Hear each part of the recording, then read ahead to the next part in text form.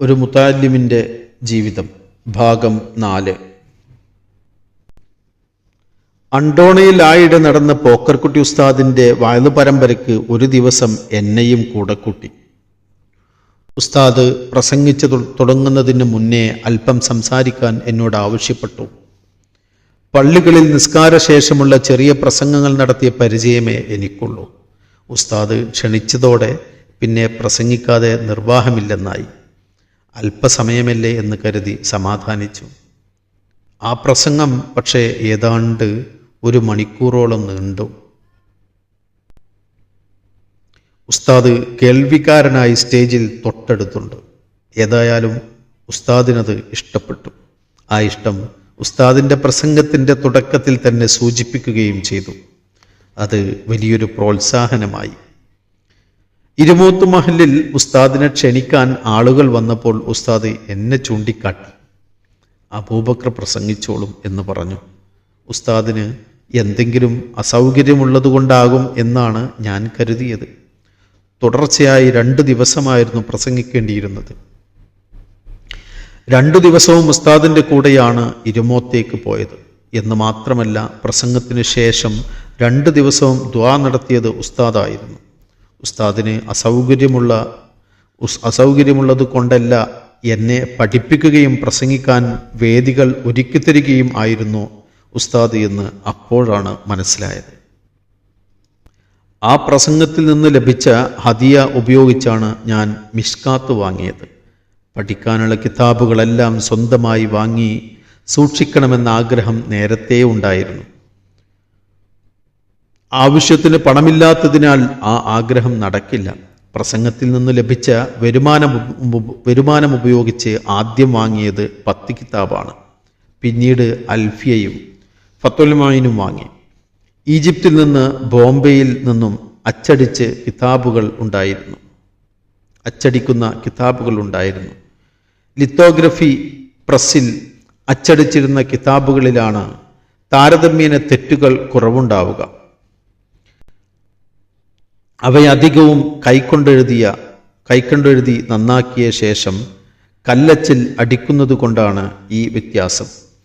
പ്രസംഗത്തിന് പോകാൻ തുടങ്ങിയതോടെയാണ് സ്വന്തമായി കിതാബുകൾ ഉണ്ടാവണമെന്ന ചിന്ത കൂടിയത്.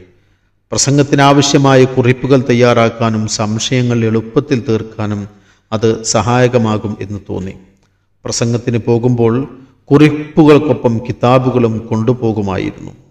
ബോംബെയിലെ അബ്രാ ഉൽ ഉലൂമാണ് കിതാബുകൾ വ്യാപകമായി വിൽപ്പന നടത്തിയിരുന്ന ഒരു കമ്പനി. ദർസിൽ അവരുടെ കാറ്റലോഗ് ഉണ്ടായിരുന്നു. അതിലെ അഡ്രസ്സിലേക്ക് മിഷ്കാത്ത് ആവശ്യപ്പെട്ട് കാർഡ് എഴുതിയിട്ടു. കിതാബ് അയച്ചു തന്നു. പണം പോസ്റ്റ്മാൻ്റെ കയ്യിൽ കൊടുത്താൽ മതി. മിഷ്കാത്ത് ഓതിക്കൊണ്ടിരിക്കുന്ന സമയത്താണ് ഇതേ കമ്പനിയിലേക്ക് മഹല്ലി ആവശ്യപ്പെട്ട് കത്തെഴുതിയത്. 4 വോള്യങ്ങളുള്ള മഹല്ലിക്ക് 22 രൂപയായിരുന്നു വില. ഓർഡർ ചെയ്യുമ്പോൾ കയ്യിൽ പൈസ ഉണ്ടായിരുന്നില്ല. പുസ്തകം എത്താൻ 1 മാസത്തോളം എടുക്കും. അപ്പോഴേക്കും പൈസ കണ്ടെത്താം എന്നായിരുന്നു കണക്കുകൂട്ടൽ. പോസ്റ്റ് ഓഫീസിൽ പുസ്തകം എത്തിയ ദിവസം 6 രൂപയേ കയ്യിലുള്ളൂ. പാർസൽ കുറച്ച് ദിവസം കൂടി പോസ്റ്റ് ഓഫീസിൽ സൂക്ഷിക്കാനുള്ള പഴുതുണ്ട്. അപ്പോഴേക്കും പൈസ കണ്ടെത്താനുള്ള ശ്രമവും വിജയിച്ചില്ല. ഒടുവിൽ മിഷ്കാത്ത് 16 രൂപക്ക് വിറ്റാണ് ബാക്കി പൈസ കണ്ടെത്തിയത്. സ്നേഹനിധികളായ ഗുരുവര്യന്മാരും ഗുണകാംക്ഷികളായ നാട്ടുകാരും കൂടെ ഉണ്ടായതുകൊണ്ടാണ് ഈ സൗഭാഗ്യങ്ങളെല്ലാം ഒത്തുവന്നത്. 1977 പോക്കർക്കുട്ടി ഉസ്താദ് മരണപ്പെടുന്നത്. ഞാനന്ന് കാന്തപുരത്തെ മുദരിസാണ്. ഞാനും പോക്കർക്കുട്ടി മുസ്ലിയാരുടെ സഹോദരനും എൻ്റെ വലിയ ഗുണകാംക്ഷിയുമായിരുന്ന അണ്ടോണ അബ്ദുള്ള മുസ്ലിയാരും ചേർന്നാണ് മരണാനന്തര ക്രിയകൾ നടത്തിയതും നിസ്കാരത്തിന് നേതൃത്വം നൽകിയതും. ചടങ്ങുകളിൽ പങ്കെടുക്കാൻ വലിയ ജനക്കൂട്ടം വാവാട് പള്ളിയിൽ എത്തിയിരുന്നു. ഉസ്താദിൻ്റെ മയ്യത്തിന് മുന്നിൽ നിന്നാണ് അന്ന് ഞാൻ പ്രസംഗിച്ചത്. എൻ്റെ എത്രയോ പ്രസംഗങ്ങൾ കേൾക്കുകയും തിരുത്തിത്തരുകയും ചെയ്ത ഉസ്താദാണ് മുന്നിൽ.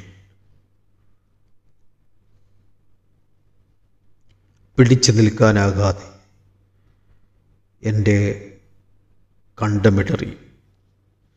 MKM കോയ മുസ്ലിയാരും സംസാരിച്ചിരുന്നു. സങ്കടം താങ്ങാനാകാതെ കൂടെ നിന്നവരും വിതുപ്പി. പോക്കർകുട്ടി മുസ്ലിയാർക്ക് ജനങ്ങളിലുണ്ടായിരുന്ന സ്വാധീനമായിരുന്നു ആ വിതുമ്പൽ.